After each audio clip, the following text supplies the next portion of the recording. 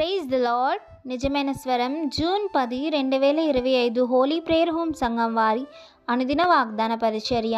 సమస్తమును సృజించిన జీవము గల దేవుని వైపు తిరగవలను.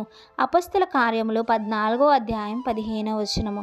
ప్రియమైన దేవుని సంగమా, మన ప్రభువైన యేసుక్రీస్తు వారు ఈరోజు మనకిస్తున్న వాగ్దానము, సమస్తమును సృజించిన జీవము గల దేవుని వైపు తిరగవలను.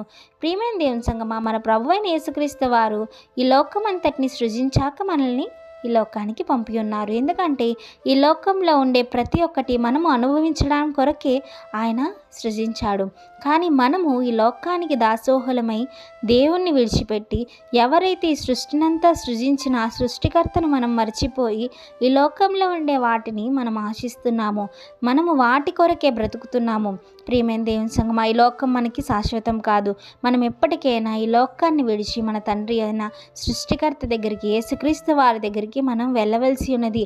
మన ఈ లోకంలోకి వచ్చిన పని నిమిత్తము ప్రభువుని ఆరాధిస్తూ, ఆయన మాటలు అనేక మందికి ప్రచురం చేస్తూ, మనము ఆయన దేవుని సేవకులుగా, ఆయన బిళ్ళలుగా, ఆయన మీరు నా వారు, నా పిల్లలు అని వాక్యం సెలవిస్తున్న విధంగా మనం బ్రతికి ఆయన వైపు తిరిగి మన చేతులెత్తి ప్రార్థించాలని మన ప్రభువైన యేసుక్రీస్తు వారు కోరుకుంటున్నారు. ప్రియమైన దేవుని సంగమా, సృజించిన దేవుడిని విడిచిపెట్టి మనం లోకం వైపు తిరుగుతున్నామేమో, ఇప్పటికీ కూడా లోకం ఆశల్లో ఉన్నామేమో. ఈ లోకం ఎంతో చెడ్డది. దేవుడు లోకాన్ని ఎంతో ప్రేమించాడు, కానీ లోకం మాత్రం దేవునికి ఎప్పుడు విరుద్ధంగానే ఉంది. కనుక ప్రియమైన దేవుని సంగమా, మనం లోకానికి కాదు, దేవునికి మాత్రమే, దేవుని వైపు మాత్రమే తిరగాలని ప్రభువైన యేసుక్రీస్తు వారు కోరుకుంటున్నారు. కనుక ఈ వాగ్దానం మనందరి జీవితాల్లో నెరవేరాలని కోరుకుంటున్న వారు దైవజనులు బ్రదర్ పి. నెహెమియా గారు. God bless you. ఆమేన్.